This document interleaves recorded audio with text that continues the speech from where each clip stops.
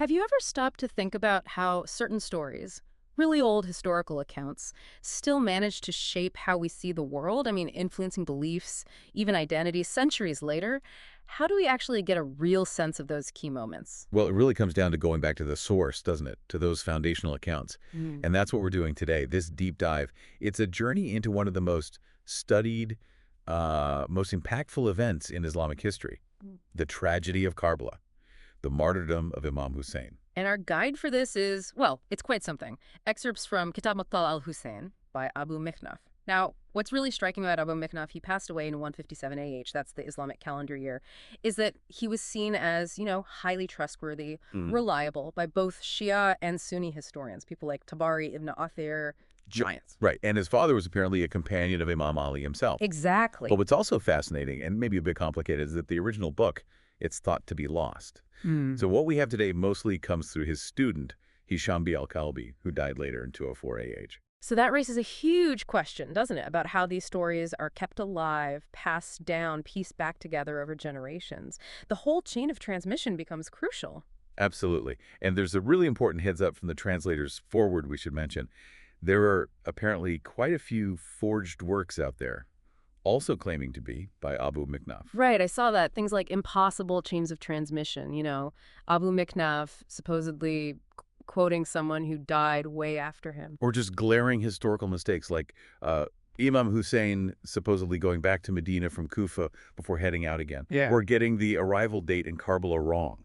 Things like that. Yeah, details like Yazid's letter dates being off or saying Hussein arrived in Karbala on the 10th of Muharram in some versions. Exactly. So our mission here is to unpack the authentic sequence as best as it's been reconstructed. Understand the key players. Pull out the really crucial bits of knowledge from this text. Help you get informed about this incredibly profound event without, the myths and later additions. Okay, let's dive in. Where does it all begin? The succession crisis, right? After Muawiyah dies. That's the spark. Before he died, Muawiyah calls in his son Yazid, gives him some, pretty direct advice about who might challenge his rule. He names 4 key figures from the Quraysh tribe. Husayn ibn Ali, obviously, then Abdullah ibn Umar. Abdullah bin Zubair and Abdurrahman bin Abi Bakr. And the advice itself tells you a lot about the political climate. How so? Well, for Hussein, Muawiyah says, look, if he rebels, overpower him. But, and this is key, forgive him, because of kinship. It shows Hussein's standing, the respect Muawiyah still had for the Prophet's family, even while setting up his own dynasty. Interesting detail about Abdurrahman bin Abi Bakr, though. The translator points out he reportedly died 5 years before Muawiyah did. Right. And those little notes, those discrepancies flagged by the translator, they just highlight the kind of scrutiny these old texts undergo. It's rigorous work. Absolutely. So, Yazid takes over as caliph, beginning of Rajab, 60 AH. What's his first move? His absolute priority, getting the oath of allegiance, the bay'ah, from those potential challengers. He doesn't waste any time. No. He writes immediately to Walid bin Utbah, the governor of Medina, just a small, urgent note, telling him, summon Hussein, Abdullah bin Umar, and Abdullah bin Zubair, get their allegiance. And the instruction is explicit. Act with force. Give them no choice. Wow. That puts Walid in a really tough spot. Immediately. He's shocked by Muawiyah's death, by Yazid's blunt demand. So he does what governors do, he calls for advice. Summons Marwan bin Hakam. And Marwan is, he's known for being politically savvy, maybe ruthless. Exactly. And his advice is pure political calculus. Act now, summon them, get the oath, or kill them, on the spot, before news of Muawiyah's death spreads and causes chaos. I will let dissent build up. Precisely. So Walid sends a messenger, a young man, Abdullah bin Amr, to fetch Hussein and Ibn Zubair from the mosque. But they hesitate. They do. They're reluctant to come right away. And this is where you see Hussein's foresight. He senses something's wrong, suspects Muawiyah is dead, suspects this demand for allegiance is coming. So he prepares. Instantly. He gathers his mawali, his loyal followers, his clients, and his family. Tells them, wait outside Walid's house. If I call, or if you hear raised voices, rush in. He knew this could get confrontational. Smart move. So he goes in to see Walid. He does. Marwan's already sitting there. Walid reads Yazid's letter, demands the oath of allegiance. And Hussein's response? He says, basically, someone like me can't give allegiance in secret. It has to be public, in front of everyone. Buys himself some time. Seems like it. Right. And Walid, maybe a bit relieved to delay the confrontation, agrees. Says, okay, a public pledge later. But Marwan isn't having it. Not at all. Marwan jumps in, tells Walid, seize him now, execute him, prevent future bloodshed. And Hussein's reaction to that, it's quite famous, isn't it? Oh, completely defiant. He turns to Marwan and says, son of a blue-eyed woman, you or he wish to kill me. By God, you are a liar and a sinner. And then he just leaves. Walks out. Incredible nerve. It really sets the tone, doesn't it? That absolute refusal to bend on principle right from the start. And, credit to Walid here, he refuses Marwan's pressure. He does. Yeah, the text says he refused to shed Hussein's blood, explicitly citing fear of God's judgment.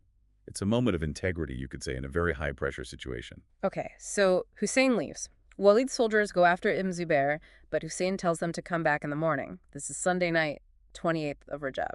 Right. And then his own brother, Muhammad bin Hanafiya, pleads with him.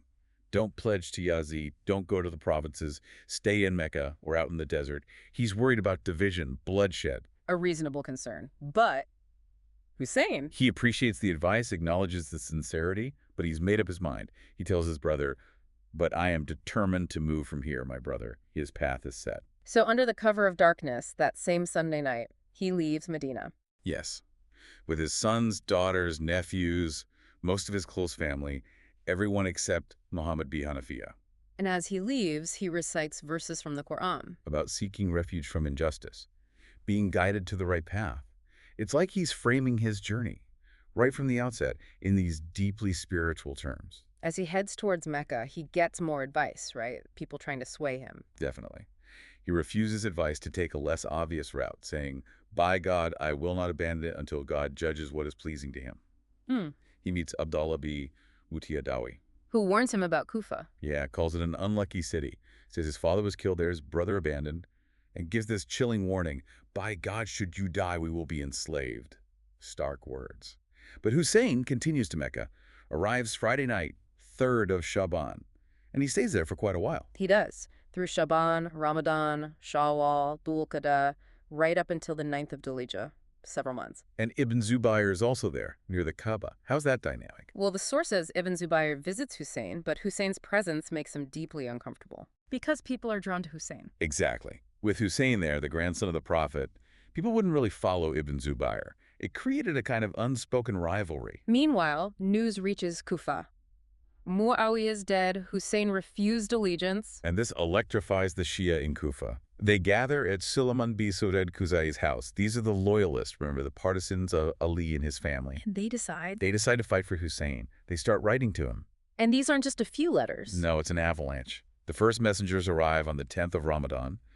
2 days later, another group brings around 150 letters. 150, wow. Yeah. Then 2 days after that, another batch arrives, all basically saying the same thing. We have no imam. Come. Perhaps God will unite us through you. They're pledging their support, saying they're ready. It must have seemed like a genuine, massive outpouring of support. It certainly reads that way. So Hussein reads all these letters, these fervent appeals, and he decides to send someone to check it out. His cousin, Muslim ibn Aqil. Yes. His brother and cousin, he calls him his family's trusted representative, sends him to Kufah to assess if the leaders are really as united as the letters claim.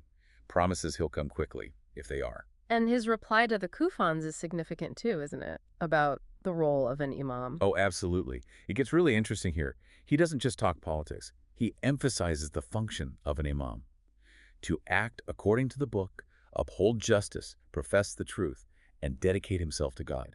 It's a profound statement about leadership, spiritual and moral leadership, not just power. So Muslim ibn Aqil sets off for Kufah with a few companions. 3 companions, but the journey starts badly. His 2 guides die of thirst along the way. A bad omen. Muslim thinks so. Yeah. He sends a letter back to Hussein, mentions this bad omen, suggests maybe sending someone else. And Hussein's response? It's quite stern. He interprets the request as cowardice, tells Muslim to press on. Wow. Tough. It is.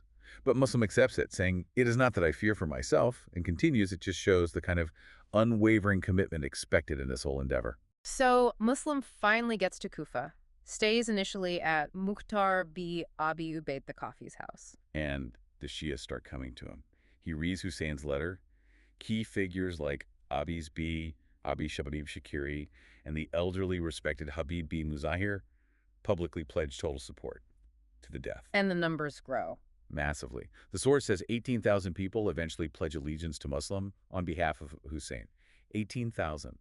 It seems like Kufah is overwhelmingly behind him. What about the governor, Numan B. Bashir? What's his reaction to all this? Surprisingly passive. He gets up in the pulpit, warns people against causing trouble, dissension. But then he says he won't fight anyone who doesn't fight him first. Prefers to be seen as weak but obedient to God rather than strong but disobedient. That's his reasoning, yes. But this inaction, it has huge consequences. It basically allows Muslims' support base to grow unchecked initially. But not everyone's happy with Numan's approach. Not at all. People loyal to Yazid, like Abdallah b. Muslim b. Said Hadrami, see this as weakness.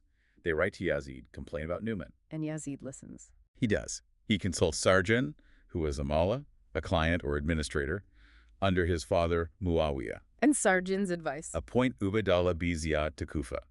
He was the governor of Basra, known for being utterly ruthless.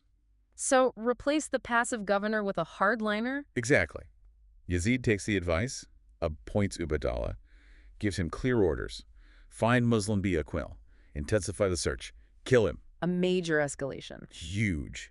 And around the same time, Husayn sends a letter to the leaders in Basra. Trying to win support there, too. Yes, explaining his family's right to lead, how their rights were usurped, inviting them to follow the Quran and the Sunnah, saying explicitly, the Sunnah has surely died as innovations become alive. But that doesn't end well. No.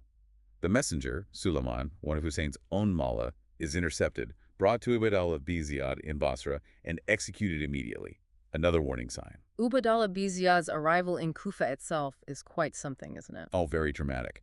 He leaves Basra, travels to Kufah, but he arrives veiled, wearing a black turban. So people don't recognize him. Right. And the people of Kufah are expecting Husayn.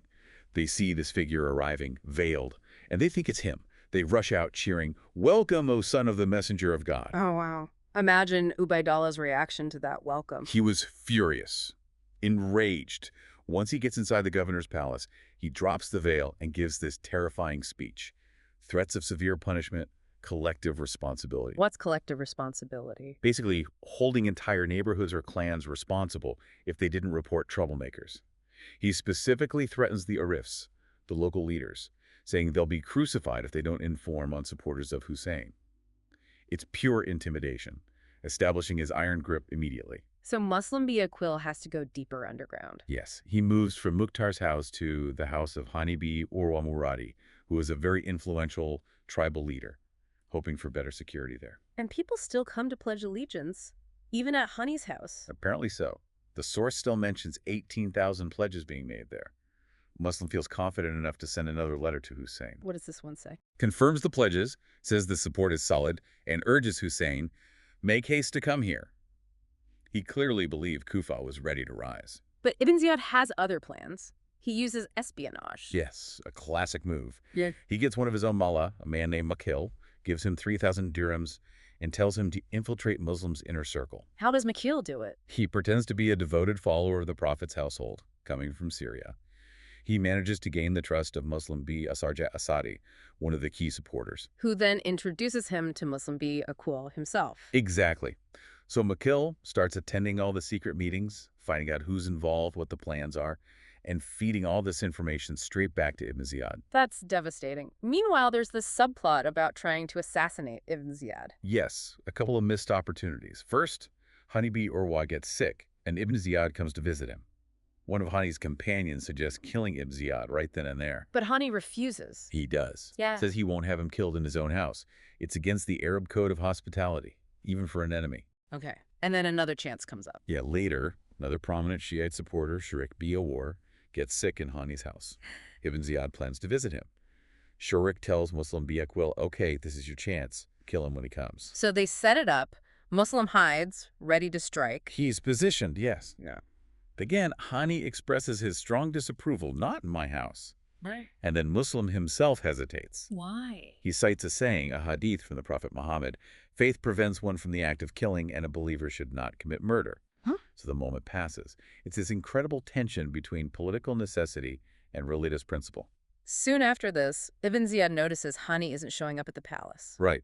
Hani's a major tribal leader. His absence is noted. Ibn Ziyad summons him, sends Muhammad b. Ashath and other nobles to bring him in. Hani feels uneasy about going. Very uneasy. He has misgivings. But he goes. Inside the palace, Ibn Ziyad immediately confronts him. And then he brings out the spy, Aqil, The spy identifies Hani. right in front of him, points him out as the one sheltering Muslim be-equal. How does Hani respond? He denies plotting, but admits he gave Muslim shelter. Says he felt obligated, embarrassed to turn him away. He even offers to arrange for Muslim to leave Kufah safely. But Ibn Ziyad wants more than that. He demands Hani hand Muslim over, bring him to the palace. And Hani's refusal is legendary. Absolutely defiant. No, by God, I shall never bring him to you. Do you expect me to bring my guest for you to kill? Yeah. It's a powerful stand on principle, on the sacred duty of protecting a guest. Ibn Ziyad's reaction is brutal. Vicious. He takes his cane and beats Hani severely in the face. Breaks his nose, blood everywhere. Just savage. Does Hani's tribe react? Yes. The Mahdi tribe hear about it, think Hani's been killed. They surround the palace. It gets tense. How does Ibn Ziyad handle that? Cleverly, in a way. He sends out Shurai, the judge, to tell the tribesmen Hani is still alive, just being questioned. Shurai does this, and the crowd disperses. The immediate crisis is averted, but Hani is still imprisoned and injured. When Muslim be-equal hears about how Hani was treated, That's the trigger. He knows negotiation is over. He calls his supporters to arms. It's time for the uprising. how many respond? Didn't 18,000 pledge? That's the tragic part. Only 4,000 initially assemble. Still a significant number, but nowhere near the 18,000 who had pledged. Still, 4,000 is a force. He organizes them. Quickly assigns commanders, divides them into groups, and marches toward the governor's palace. The plan is presumably to take control of Kufah. But Ibn Ziyad has his countermoves ready. Immediately. He sends out prominent Kufah nobles, Qadir b Shahab, Muhammad b Ashhath, Shabat b Rabibi people known to the attackers, What's their mission? to undermine Muslim support. They go into the crowd, spreading fear and threats, loss of government stipends, severe punishment for families, collective responsibility, the rumor of a huge Syrian army on its way. Psychological warfare. Exactly. And it works devastatingly quickly. The numbers just melt away. Astonishingly fast. Right. From 4,000, the crowd shrinks to just 300. Then, by the time Muslim reaches the main mosque, there are only 30 men with him. 30 from 4,000. And it gets worse. By evening prayer, there are only 10. And then he's completely alone, utterly abandoned. Unbelievable. What does he do? He wanders the streets of Kufah, alone, not knowing where to go. Eventually, he finds himself at the door of a woman named Tawa. He asks for water. And she helps him. She gives him water, realizes who he is, and out of respect for the Prophet's family, she takes him in, hides him in a separate room in her house, an act of incredible bravery on her part. But the secret doesn't last. No. Her son, Bilal, finds out Muslim is there, and he secretly goes and tells Abd al-Rahman, the son of Muhammad b Ashhath. The same Muhammad b Ashhath who was sent to quell the uprising. The very same. Abd al-Rahman tells his father, and Muhammad b Ashhath immediately informs Ibn Ziyad. The hiding place is compromised. Ibn Ziyad sends troops right away. Says Muhammad b Ashhath himself, with about 60 or 70 soldiers from the tribe of Keys, to arrest Muslim. Does Muslim fight? He does. Cornered, he comes out with his sword and fights fiercely. He even injures one of the attackers, Bukayr b Humran, smashing his mouth, knocking out teeth. He wasn't going down easily. But he's outnumbered. Hopelessly. They start throwing stones at him from rooftops. He's exhausted. Muhammad b Ashhath then offers him a guarantee of safety. Come on. Does Muslim accept? He hesitates, asks if it's a genuine guarantee. Ashhath assures him it is. Exhausted, wounded, Muslim accepts the guarantee. But he suspects it's a trick. As soon as they put him on a mule and take his sword, he knows. He cries out, "This is the first act of betrayal."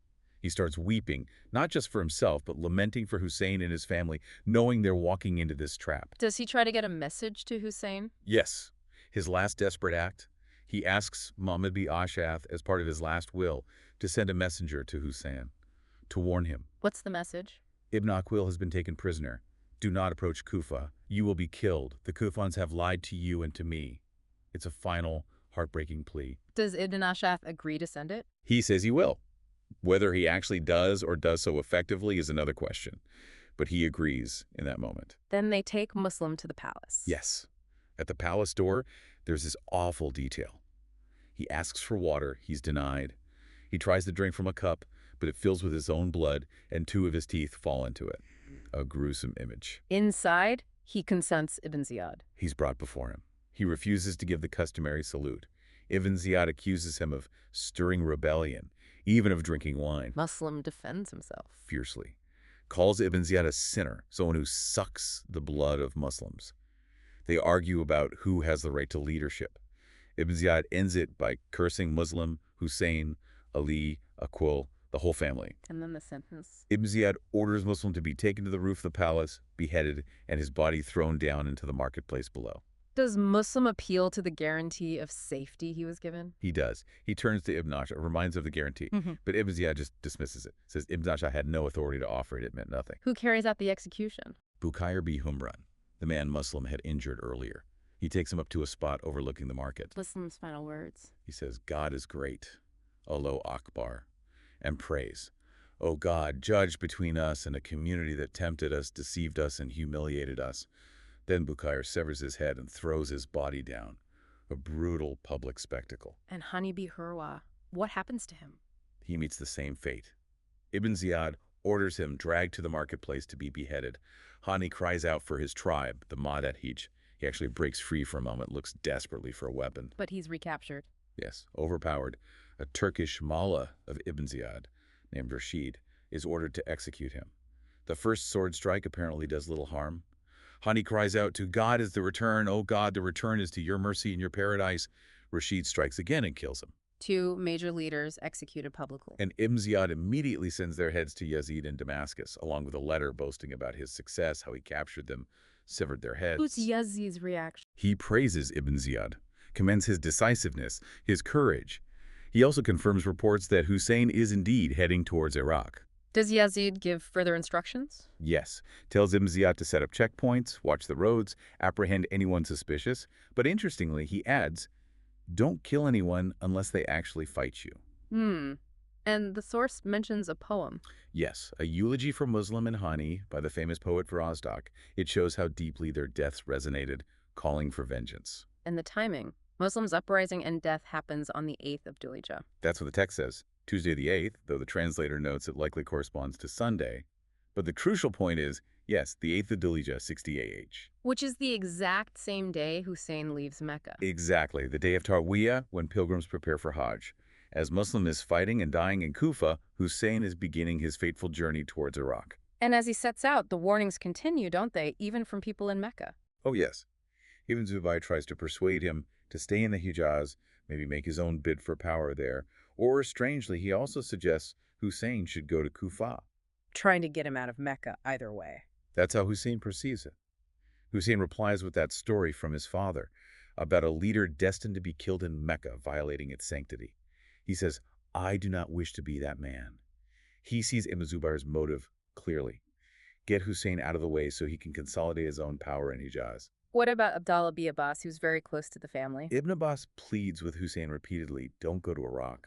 The people there are deceitful and unreliable. Stay in Hijaz or maybe go to Yemen. And crucially, he begs Husayn, don't take the women and children. I fear you will be killed like Uthman was, with his family watching.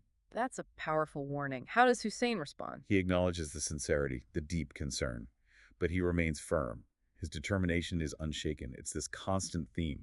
Sincere advice, dire warnings, but Husayn stays his course. Who else tries to stop him? Umar b. Abdullah Rahman voices similar concerns, warns him he's going to a land where the leaders control everything with money, predicts betrayal. Again, Husayn recognizes the sincerity, but basically says God's decree will unfold. Even the governor of Mecca gets involved. Yes, Amr b. Sa'id. He actually sends messengers to intercept Husayn's party, demanding they return. Husayn's cousin, Abdullah b. Jafar, tries to mediate, asks Amr to write a letter guaranteeing Husayn's safety. Does Husayn accept the offer of safe passage? No, he declines. He mentions a dream he had where the prophet himself commanded him in this matter. A command he says he cannot reveal. He simply states, the best guarantee is God's. His reliance isn't on earthly powers. Okay, so the journey continues. Let's track the key stops. What happens at Tanim? At Tanim, they encounter a caravan carrying goods from Yemen for Yazid's tax collector. Husayn seizes the camels and goods. Really? Well, the source presents it as asserting his right, perhaps, or maybe needing resources. But he's fair about it. He offers the camel drivers a choice. Join his cause and get paid, or leave now and still get paid for the distance they've already traveled. Interesting. Then Sifa. He meets the poet Farazdak there. Yes, a famous encounter. Farazdak gives him that stark assessment of Kusa. The hearts of the people are with you, but their swords are with Banu Umayyah. Loyalty in spirit, but opposition in action. And Husayn's reply? Calm acceptance. The decree belongs to God, and he will do what he desires. Again, that sense of destiny, of commitment, regardless of the odds. Next stop, Hajir. He sends another message to Kufah. Yes, via Kasbi Mushir Sadawi. Oh, Basically saying, I left Mecca on the 8th, I'm on my way, get ready. but Keyes doesn't make it. No. He's intercepted near Qadisiyah by Hassan b Tamim, one of Ibn Ziyad's commanders. He's sent to Ibn Ziyad in Kufah. And Ibn Ziyad tries to force him to denounce Husayn. Orders him to go to the pulpit and curse Husayn and his father. Instead, Kayes praises Husayn Ali and condemns Ibn Ziyad. For his defiance, he's thrown from the roof of the palace to his death. Another loyal messenger martyred. The news from Kufah is getting consistently worse. Bleaker and bleaker. At another watering place, Abdallah bin Luti Adawi meets him again, pleads with him not to go to Kufah, predicts his death, dishonor for Islam. Husayn persists. Then comes Zarud. This seems like a major turning point. It is. Two men arrive from the Asad tribe, traveling from Mecca. They bring the news Husayn must have dreaded, but perhaps expected. The news about Muslim ibn Aqil. Yes. They tell him Muslim ibn Aqil and Hani bi Urwa have been killed, executed, and their bodies were dragged through the marketplace in Kufah. How does Husayn react to this devastating confirmation? With profound grief, but also resolve. He repeats the phrase, Inna lillahi wa inna ilayhi rajiun. We are from God and to him is our return. Repeats it several times. Prays for mercy on them.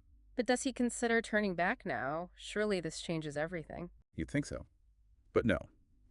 The Thuns of Aqil, Muslims' brothers, and relatives who are with Husayn, they vow revenge. They won't turn back until they avenge their kinsmen. And then Husayn says something absolutely pivotal. What's that? He says, there is no point in living after the death of these two men. It indicates his path is now irrevocably set towards confrontation, towards martyrdom. The last door to retreat has closed in his mind. So, knowing Kufah has fallen, knowing his representative is dead, he presses on?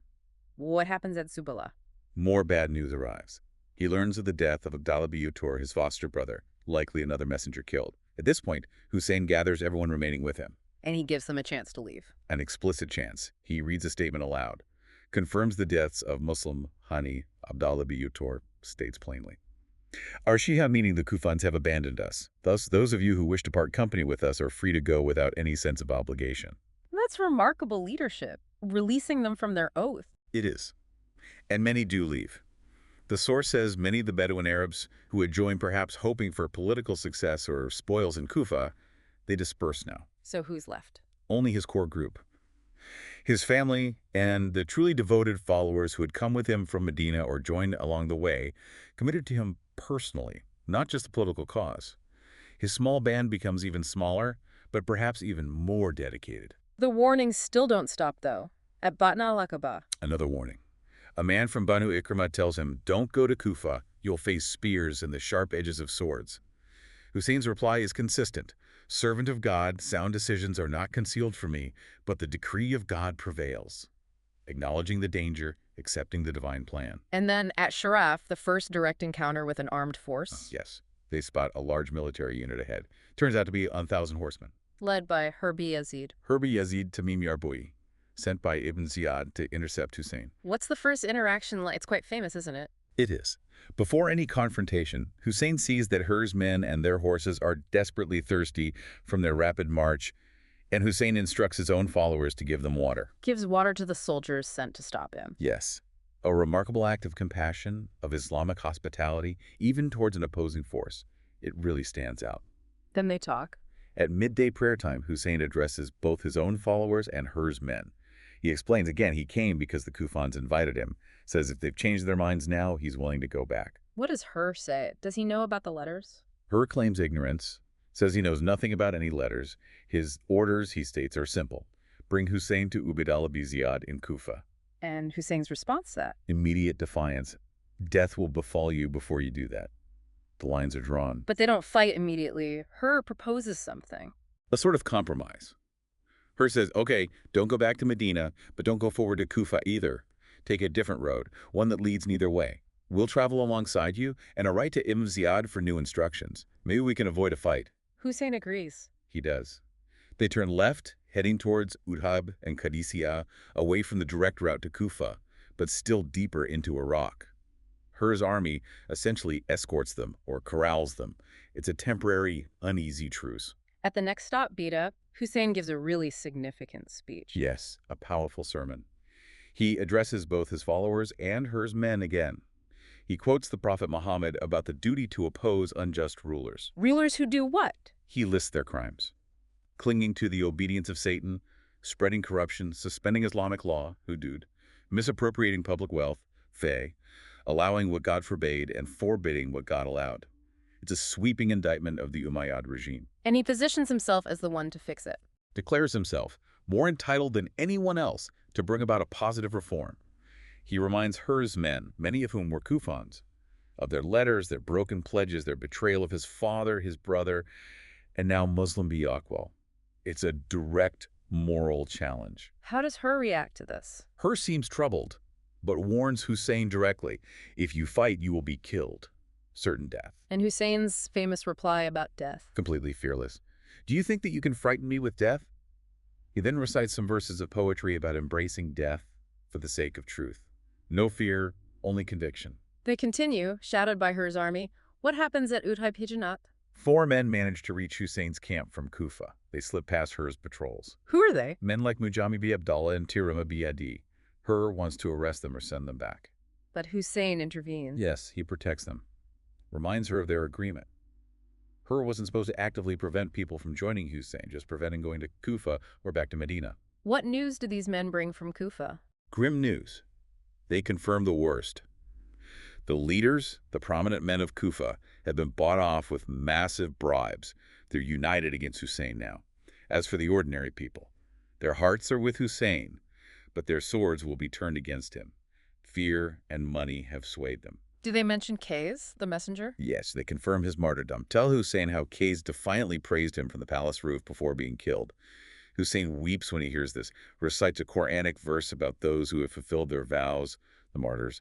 The sacrifices are mounting. One of the newcomers, Tirama bi Adi, makes an offer. A practical offer of escape. Tirama knows the area well. He tells Husayn, come with me to the mountains of Aja. It's impenetrable. We can hold out there, rally support from the Tay tribe. He offers refuge. Why doesn't Husayn take it? It sounds like a viable option. Husayn declines. His reason is twofold. First, we have an understanding with the people meeting hers forces. It does not allow us to separate from them. He feels bound by the current agreement, perhaps, but more profoundly, he adds, further, we do not know what will transpire as the final outcome. Again, that submission to divine will, to seeing this path through to its destined end. So Tirama leaves.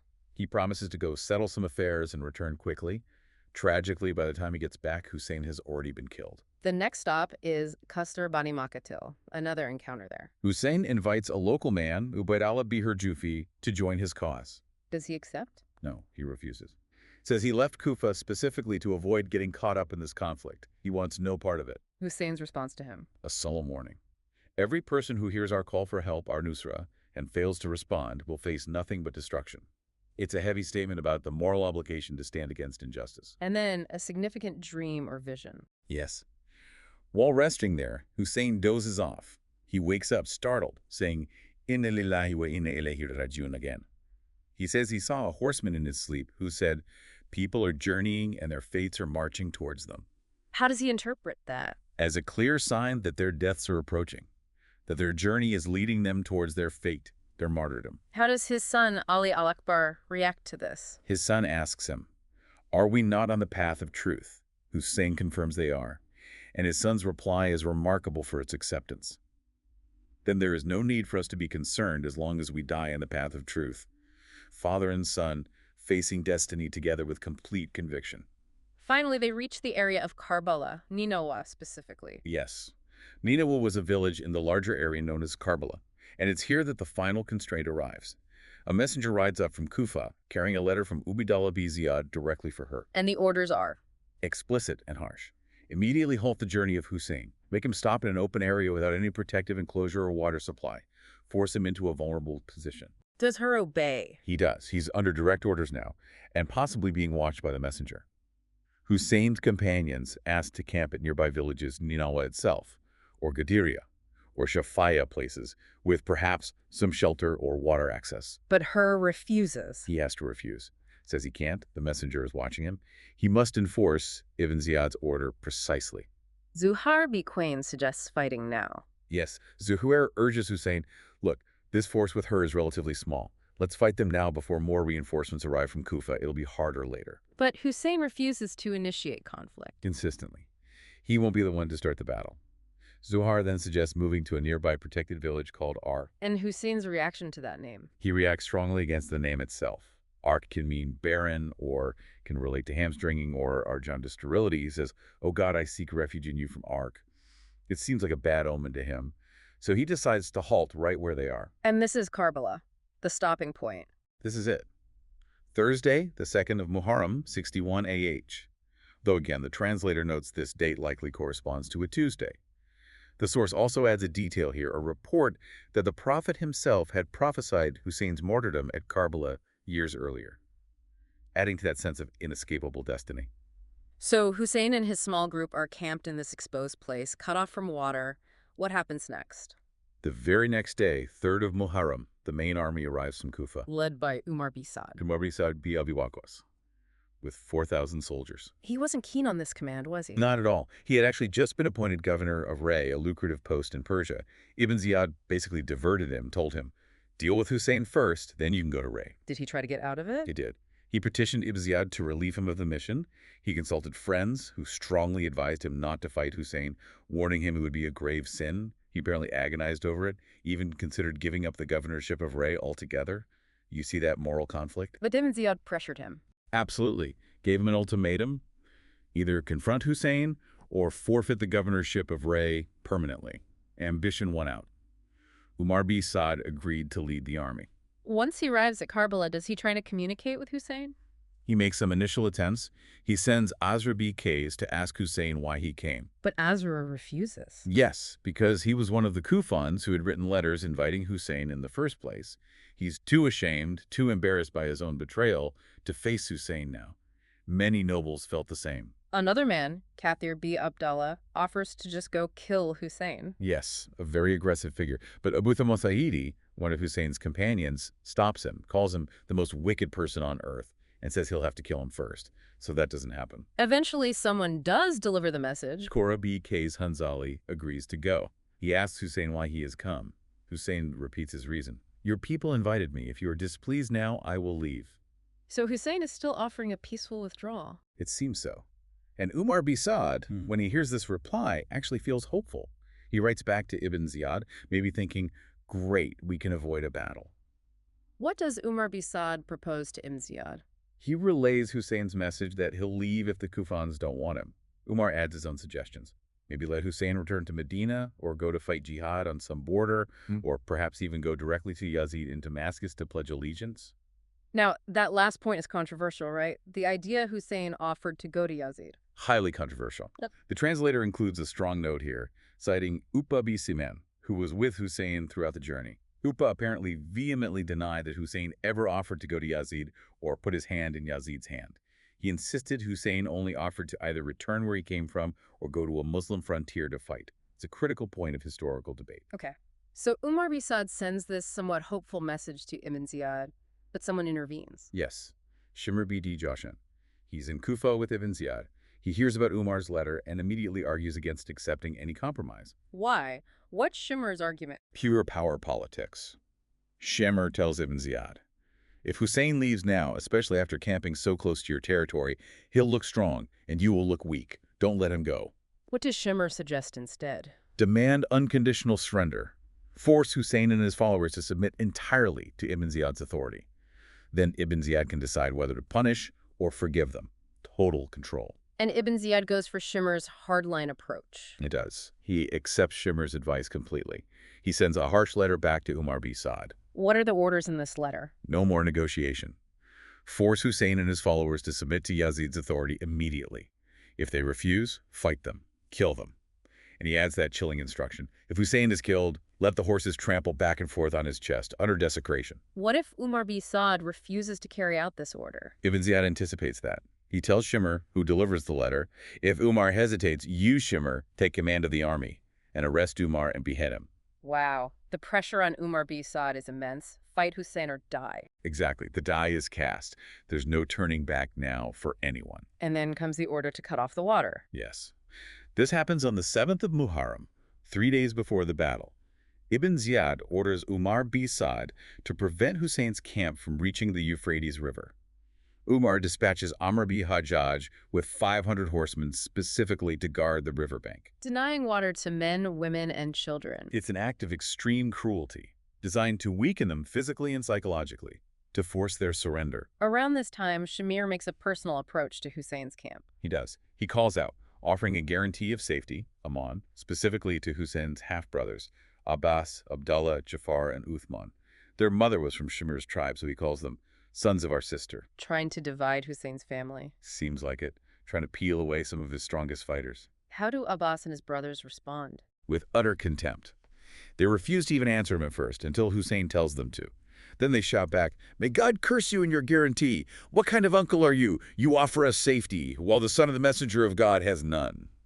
Their loyalty is absolute. Another relative tries something similar. Yes. Abdallah b Abi Muhil, whose mother was also related, sends a similar offer of safety through a messenger named Kuzman. They give him the same answer.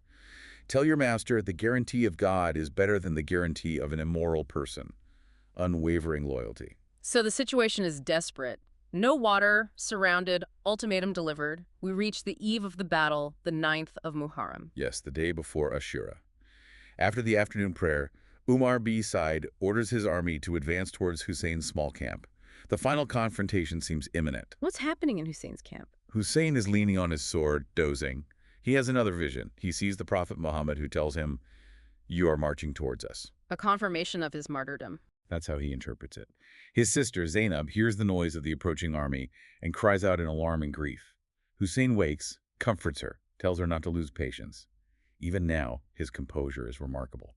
Does Husayn try to delay the confrontation? He sends his brother Abbas out to ask Umar b Sa'd why the army is advancing. Umar repeats the ultimatum. Submit to Ibn Ziyad's authority or fight. And Husayn makes one last request. Yes. He asks Abbas to go back and request a postponement. Just until the next morning. Just one night. Why? What does he want the night for? He says, so that we might pray to our Lord tonight, supplicate to him, and seek his forgiveness. He knows that I love to pray to him, to recite his book, and to supplicate much and seek his forgiveness. He wants one final night of devotion. Does Umar b Sa'd grant the request? He hesitates, consults his commanders. Shimr argues against it, wants to attack immediately, but others advise accepting. Umar eventually agrees to the one-night reprieve. So Husayn gets his final night. What does he do? He gathers all his remaining companions, his family. He gives this incredibly moving speech. He praises them, calls them the most superior and righteous followers and family he has ever known. Better than any. And then he tells them the end is near. Yes. He says, I believe tomorrow will be our last day. And then he does something extraordinary. He tells them, the enemy seeks only me. If they kill me, they won't bother with you. He absolves them completely of their oath of allegiance. Frees them to leave. Explicitly. I grant you permission to leave. All of you. Go freely. Take advantage of the darkness of the night. Let each man take the hand of a member of my family and scatter. You are free. It's an ultimate act of selflessness. What is the reaction? This is perhaps the most famous part of the night before Ashura. It's incredibly powerful. His family members, led by Abbas, stand up first. They refuse point blank. Why would we do that? To remain alive after you. May God never allow us to see that day. What about the sons of Muslim ibn Aqil? Husayn addresses them specifically. Yes, he tells them, the death of your brother Muslim is enough of a loss for you. I permit you to leave. But they refuse too. Absolutely. Okay. What would people say? That we abandon our master, our chief, our cousin, the best of uncles? No, by God. We will sacrifice our lives, our property, our families for you. We will fight alongside you until we share your fate. Life is worthless after you. And the other companions? Not family members. Their responses are just as fierce, just as loyal. Muslim ibn Aqil says, should we abandon you? What excuse would we give to God? By God, I will fight them with my spear and sword until I die. Sa'id bin Abdullah Hanafi. He says, by God, we will not abandon you. Even if I knew I would be killed, then resurrected, then burned, then my ashes scattered, and this done 70 times over, I would still not leave you until I met my death defending you. 70 times. As Zuhair B. Quain says something similar, by God, I wish I could be killed, then resurrected, then killed again 1,000 times over if it meant protecting you and your family from death. It's just astonishing loyalty. They've all chosen their fate alongside him. So, knowing the battle is coming in the morning, what preparations do they make? Practical ones. Hussein instructs them to tie the tent ropes together, bring the tents very close so they form a single defensive line. And a ditch. Yes, behind the tents they dig a trench or utilize an existing one and fill it with reeds and firewood. The plan is to set it ablaze when the battle starts. Why? To protect their rear. It means the enemy can only attack them from one direction, from the front. A smart defensive tactic for a vastly outnumbered force. And how do they spend the rest of that final night? In prayer. The source says Hussein and his companions spent the entire night praying, reciting Quran, seeking forgiveness, supplicating.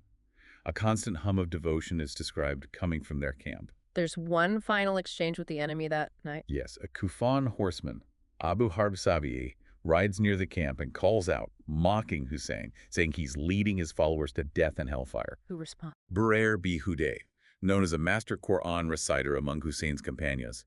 He challenges the horsemen, defends Hussein, asserts their righteousness and the enemy's sinfulness. Even on the brink of annihilation, their faith and conviction remain unshaken. Then comes the morning, 10th of Muharram, 61 AH Ashura. The day begins. Umar bi Saad leads his army in the morning prayer, then arrays them for battle. Arabi Hajjaj on the right wing, Shimr on the left, Azar bi Kays leading the cavalry, Shabath bi Ribi the infantry. A huge force against Hussein's handful. Who strikes the first blow? Umar bi Saad himself. He steps forward, takes an arrow, shoots it towards Hussein's camp, and shouts, "Bear witness before the governor ibn Ziyad that I was the first to strike."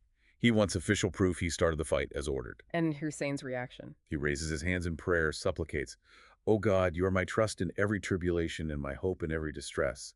He turns to God as the battle commences. Shimr makes another move early on. Yes. The source says Shimr rides up close to Hussein's tents again, this time threatening to burn them down with the women and children inside. Utterly brutal. How does Hussein respond? He curses him directly. "O son of a Gothardus, may God scorch you in hellfire." Do others object to Shimr's threat? Yes, even some on his own side. Humayd bi Muslim, who acts as a narrator for much of this, and Shabath bi Ravi rebuke Shimr, saying it's shameful to threaten women. Suhair bi Quain and some companions then charge Shimr and drive him back from the tents. Before the fighting really gets going, Hussein addresses the Kufan army one last time. Yes, he mounts his horse, rides towards them, and makes a final, powerful appeal. He asks them to be fair, to listen before rushing to fight him. He asks them to consider his lineage. Isn't he the grandson of their prophet, the son of Ali and Fatima, nephew of Hamza, the Lion of God, and Jafar, who flew in paradise? Reminding them of his connection to the prophet? Directly. He asks, "Isn't it forbidden for you to shed my blood, to violate my sanctity?" He reminds them of the prophet's famous saying about himself and his brother Hassan. These two are the lords of the youths of paradise. He says, "If you don't believe me, go ask prominent companions who are still alive. Ask Jabir bi Abdullah al-Ansari, Abu Sa'id al-Khudri, Salbi Saad, Zaid bi Arqam." He's appealing to their religious conscience, their memory. Absolutely, trying to break through their fear or greed.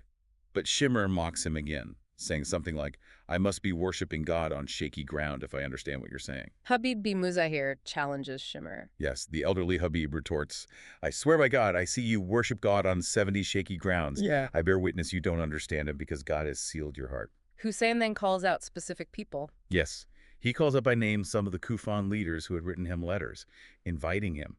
People like Shabath bi Ribi, Hajar bi Abjar. "Did you not write to me?" And they deny it. Shamefully, they deny it, or make excuses. Hussein says, "Even if you deny it now, if you are displeased with my coming, I will leave you and go back." One last offer to withdraw. But Kays bi Ashath, another Kufan leader, tells him to surrender instead. Yes, suggests he submit to the authority of his cousins, meaning the Umayyads. And Hussein gives that final defiant reply, "No, by God, I will neither give you my hand in submission like one humiliated, nor will I flee like a slave." Submission or flight are impossible for him.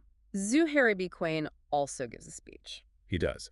Addresses the Kufans, warns them again about spilling the Prophet's family's blood, reminds them of their duty as Muslims, urges them to abandon Yazid and Ibn Ziyad, the tyrants. He predicts they'll suffer for this. Shimr tries to shut him up. Shoots an arrow at him, calls him an animal. Zuhair shoots back a fiery insult about Shimr being an animal himself.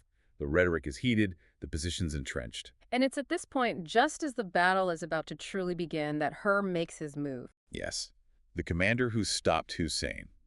He's been watching all this, listening. He goes to Umar bi Saad and asks him point blank, Are you really going to fight this man? What does Umar say? He confirms it. Yes, by God, a battle, the least part of which will be heads falling and hands flying. He blames Ibn Ziyad's refusal of compromise. And that confirms it for her. That's his moment of decision. He slowly starts moving his horse away from Umar bin Saad's main force, edging towards Husayn's camp. His men ask him what's wrong. He's visibly trembling. Why is he trembling? He says, by God, I am choosing between paradise and hellfire. And by God, I will choose nothing other than paradise, even if I am cut to pieces and burned. He has made his choice. Reads over to Husayn. Yes. Presents himself to Husayn, his head bowed. He confesses his sin, blocking Husayn's path, forcing him to stop at Karbala. He asks, is there repentance for me? He offers his life. Says he came to die fighting for Husayn. How does Husayn receive him? With mercy. He accepts his repentance. Tells him, yes, God accepts your repentance. You are her, meaning free, as your mother named you. You are free, God willing, in this life and in the hereafter. Dismount. But her wants to fight. He asks to fight on horseback for a while first. Then he rides back towards the Kufah army, his former comrades. And denounces them? Absolutely. Admonishes them fiercely. O people of Kufah, you invited this righteous servant. And when he came, you turned him over to his enemies. You claimed you had sacrificed your lives for him. Now you draw your swords against him. You've trapped him, blocked him from God's wide earth, denied him and his family water from the Euphrates, which Jews, Christians, and pigs drink freely. How wickedly you have treated the prophet's offspring. What's their reaction? They just shoot arrows at him. He rides back to stand with Husayn, shielding him. A complete transformation. So the battle finally begins in earnest. How does it unfold? Individual duels first. Yes. After Umar bin Saad's first arrow, some single combats take place. A man named Yasar, a mullah of Ziyad, Ibn Ziyad's father, and Salim, a mullah of Ibn Ziyad himself, step out challenging for duels. Who meets them from Husayn's side? Abdullah Umar Kalbi. He takes them both on and kills them. His wife, Wahab, is watching and is so moved, she grabs a tent pole and tries to join the fight herself. Really? A woman joining the battle? Husayn stops her, tells her women are not required to fight in Islam, sends her back to the tents with the other women, but it shows the spirit of defiance even among the women. Then the first major assault? Yes, Ammar bin Hajjaj, commanding the Kufan right wing, leads a charge against Husayn's right flank. How do Husayn's men counter? They're vastly outnumbered. They use discipline tactics. They kneel, forming a wall with their shields and spears pointing outward, deterring the cavalry charge. They shoot arrows accurately as the enemy approaches. They hold the line. We hear about specific incidents even within this chaos, like Abdal bin Haza. He rides up, curses Husayn. Husayn prays, "Oh God, drag him to the fire." Immediately, the man's horse bolts towards the campfire, burning in the ditch behind Husayn's camp. He gets thrown off, his foot caught in the stirrup, and he's dragged and burned to death. Seen as an immediate answer to Husayn's prayer. What about Burr bin Hudair, the Quran reciter? He engages in a duel with Yazid bin Aqil. They agree to Mubahala, calling God's curse down upon whichever of them is lying or unjust. Burr kills him in the duel. But soon after, Burr is attacked by two other men and killed himself. And Amr bin Khuraza? Fights bravely, defending Husayn until he's killed. His brother, Ani bin Khuraza, is fighting on the other side, with Umar bin Saad.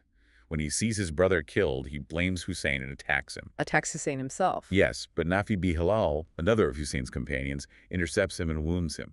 It shows how this conflict tore families apart. Hur is fighting fiercely too. Yes, the repentant Hur fights like a lion, killing several opponents, including a man named Yazid bin Sufyan. Nafi bin Hilal is also prominent, reciting poetry about being on the religion of Ali, killing his opponent Muzahim bin Harith. The Kufans change tactics. Yes, Amr bin Hajjaj shouts to his men, "Don't fight these guys one-on-one, they're desperate for death.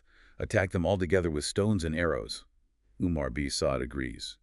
They realize they can't win duels against such motivated fighters. They need to use overwhelming numbers. Muslim bin Aqil falls around this time. Yes, one of the earliest and most respected companions. He's severely wounded. Husayn and Habib bin Muzahir reach him just as he's dying. Habib tells him, "If I knew I wasn't going to follow you shortly, I'd ask you for your last will." And Muslim's last words. He gestures towards Husayn and whispers to Habib, "My will is this man. Die defending him." Then he passes away. Husayn laments his death deeply. Abdallah bin Umayyah, the first duelist, is also killed. Yes, killed by two men, Hani bin Thubayt and Bukhari bin Hay. He's noted as the second martyr from Husayn's camp after the battle began in earnest. How are Husayn's horsemen doing? There weren't many of them. The source says there were 32 horsemen. and they fight with incredible effect initially. Their coordinated charges cause chaos in the larger Kufan army, forcing them back several times. So Ibn Sa'd brings in archers. Yes, he realizes he needs to neutralize the cavalry threat. He brings forward 500 archers under Husayn ibn Tamim. They shower Husayn's horsemen with arrows, injuring many horses, forcing most of Husayn's men to dismount and fight on foot. And then the order to attack the tents. Yes, Ibn Sa'd orders his men to try and pull down Husayn's tents, burn them, break their defensive formation. Does Husayn let them? He tells his men, let them burn the tents. If they burn them, they cannot cross through them to attack us from behind. He turns their destructive tactic into an advantage, reinforcing the defense from the rear, ensuring they can only be attacked from the front. Shimr tries to burn Husayn's personal tent. Yes, the one with the women and children. He comes forward with a torch. But again, Humayd be Muslim and Shabath be Ribi object strongly. Zuhair be Quain and about 10 companions fiercely charge Shimr and drive him off. They will defend the family at all costs. The battle rages on. It reaches midday prayer time. Yes, Abu Thumama Sa'idi, another companion, points out to Husayn that it's time for Zuhr prayer. Even amidst the slaughter, they want to fulfill their religious duty. Husayn asks for a pause in the fighting. He asks the Kufans to stop fighting briefly so they can pray.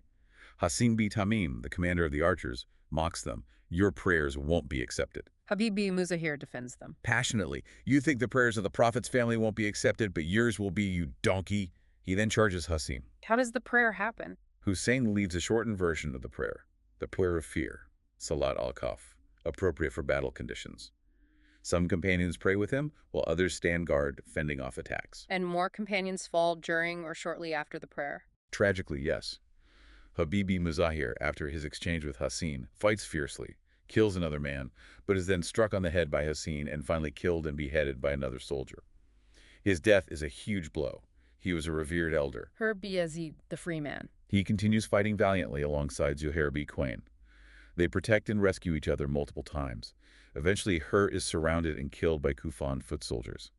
Husayn comes to him as he's dying, wipes the dust from his face, calls him free once more. Sa'id bi Abdallah Hanafi, who vowed to die 70 times. He fulfills his vow in spirit.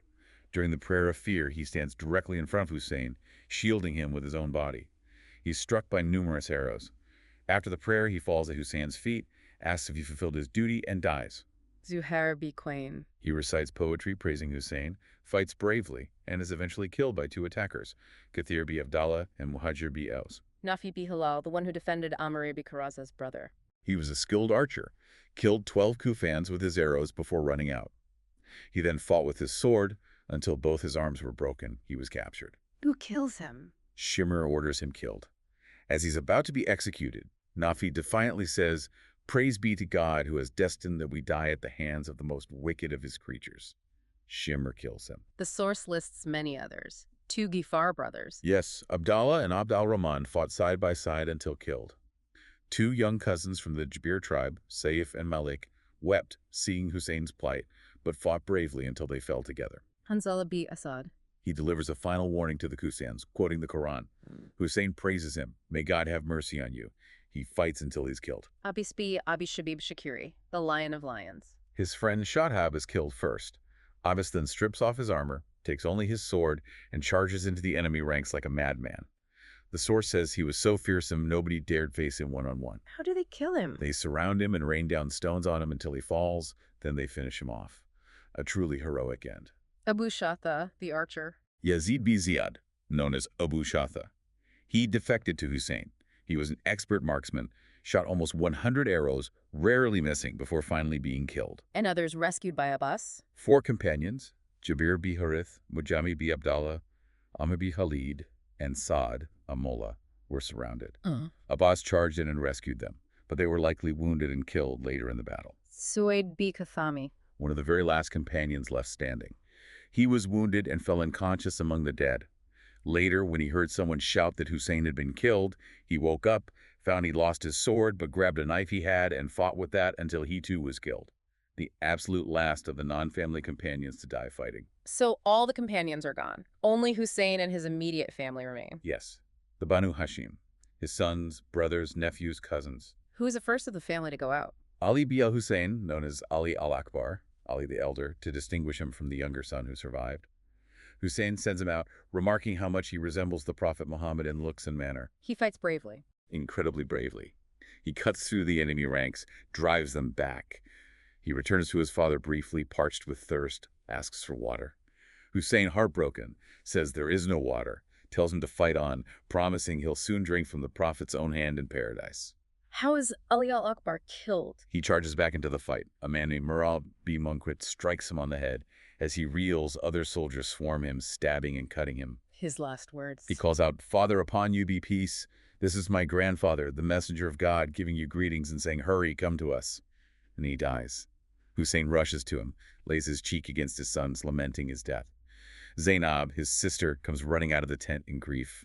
Husayn carries his son's body back to the camp. The grief must have been unbearable. Who goes next? Qasim B. Hassan, Husayn's nephew, the son of his brother Imam Hassan, a very young man described as beautiful, his face shining like a splinter of the moon. How does he die? He fights bravely, but is struck on the head by Amr B. Sa'd B. Nufail. As he falls, he cries out, "Oh, uncle!" Husayn responds. Instantly. The source says Husayn leaps forward like a hawk or like a furious lion. He strikes Qasim's attacker, Amr, with his sword, severing his arm at the elbow. Amr screams, his own comrades rush towards him, and in the confusion their horses trample Amr to death. What about Qasim? Husayn reaches his nephew just as he's dying, breathing his last breaths. Husayn laments, "It is hard on your uncle that you call him and he cannot answer you," or answers, but it does not help. He picks up the boy's body and carries him back, laying him beside his own son Ali al-Akbar and the other fallen family members. Now Abbas, Husayn's brother, and his other brothers. Yes. Abbas first tells his three maternal brothers, Abdallah, Jafar, and Uthman, "Go forward, my brothers, so I may inherit from you, as you have no sons." He wants to see them die martyrs before him. And they do. They fight fiercely, one after another, and are all killed. And Abbas himself. The source material here is interesting. Abu Mikhnaf doesn't give details. That's right. Our primary source, Adu Mikhnaf's account, as transmitted, doesn't detail Abbas's final moments. But the text we're using includes a supplementary account, likely from Sheikh Mufid or similar later reliable sources. What does that account say? It's one of the most famous parts of the story. It describes Abbas trying to reach the Euphrates. The children in the camp are crying desperately from thirst. Abbas makes a valiant attempt to break through the cordon guarding the river, perhaps carrying a water skin. That he stopped. He's blocked, surrounded. He fights heroically, but his arms are cut off. He's shot with arrows, one possibly hitting the water skin, another his eye or throat. Covered in wounds, he eventually falls from his horse and is killed near the riverbank, unable to bring water back. His bravery and sacrifice for the family's thirst make him a central figure of devotion. Then the infant son, Abdallah al-Radi. Yes, the suckling infant. There are slightly different accounts, but the most common is that Husayn is holding the baby, perhaps appealing to the enemy's mercy for the child, or perhaps just trying to comfort him. And the baby is killed. An arrow, shot by Hurmala B. Kahil according to most accounts, strikes the infant, killing him instantly in his father's arms. Husayn's reaction. He catches the baby's blood in his hand, throws it towards the sky, and prays, "O Lord, if you have withheld help from heaven from us, then grant us what is better. Take revenge for us from these oppressors." Another version mentions him digging a small grave with his sword and burying the infant right there. It's just an act of unimaginable cruelty by the attackers. Others from the family fall too. The children of Abdallah B. Jafar, Aqil, Hassan. Yes, the source lists them. An and Muhammad, sons of Abdallah B. Jafar, Husayn's cousins, Zainab's sons. Several sons and grandsons of Aqil, Husayn's uncle, including Abdul Rahman Jafar, Abdallah B. Muslim, Muhammad B. Abi Sa'id. And from the family of Hassan, Husayn's brother, Abu Bakr B. Hassan and Abdallah B. Hassan, they all fight and are martyred. The entire generation of young men from the Prophet's immediate grandsons' families is wiped out. Finally, only Husayn himself is left standing. Maybe with one or two gravely wounded companions or family members nearby, but essentially alone, facing the entire army. He prepares for his own end. Yes, the text mentions him asking for trousers, perhaps Yemeni ones, which he tears and puts on under his clothes. When asked why, he says it's so that after his death, the enemy won't be tempted to strip him completely naked. Even in his final moments, thinking of dignity. Do the attackers hesitate to kill him? There seems to be a moment of hesitation. Nobody wants to be the one who deals the final blow to the Prophet's grandson. There's a reluctance, a fear of the consequences, divine or otherwise. Who strikes him first? Walid bin Nusair strikes him on the head with the sword, cutting through his hooded cloak, burnous.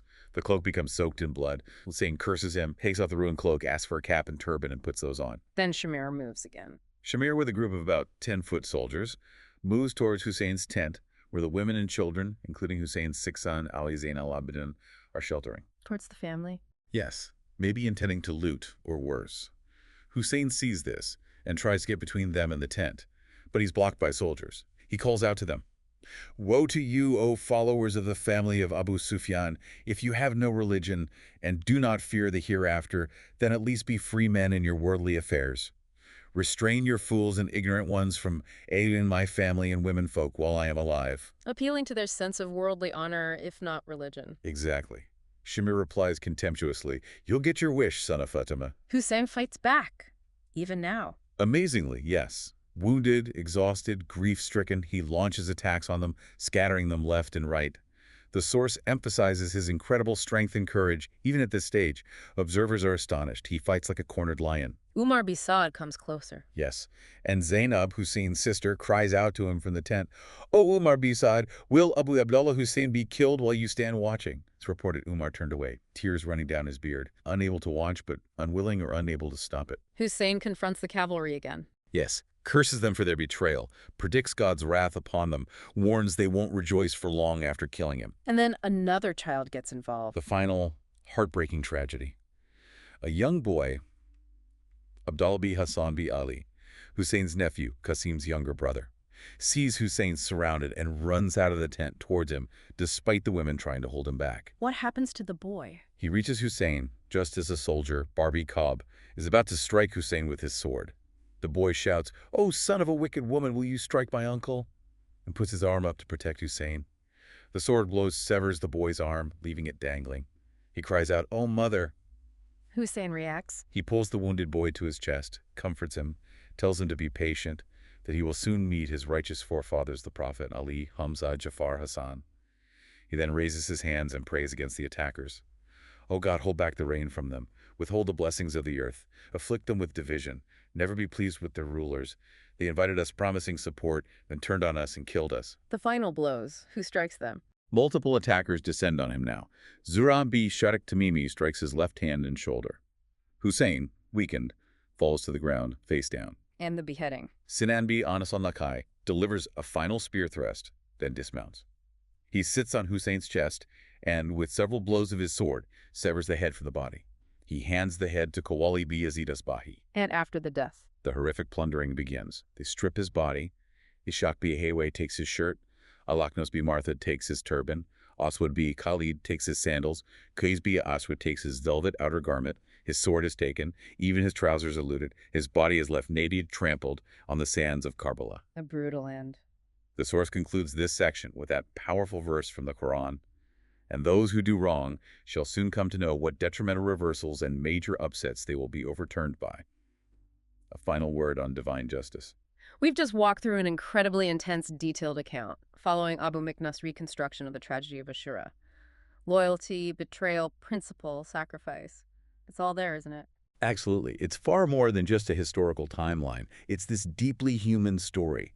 Principle versus power. The devastating cost when oaths are broken, when fear and greed take over. But also that unwavering conviction, that steadfastness against impossible odds. That's why this story continues to resonate, I think. It really makes you think about courage, about justice, what someone is willing to endure for truth. Definitely. And as we wrap up, maybe something to reflect on. We've focused on this account preserved over centuries, but also one that, as we noted, faced issues of forgery and transmission. Right. So what does that tell you about the sheer power of these historical narratives, how they shape identity, belief? Yeah. Why are certain stories so potent that people dedicate themselves to preserving them, but also sometimes to distorting them? And maybe what's our responsibility, yours, mine, everyone listening, in understanding not just the history, but the history of the history, how these stories reach us and why they matter so much.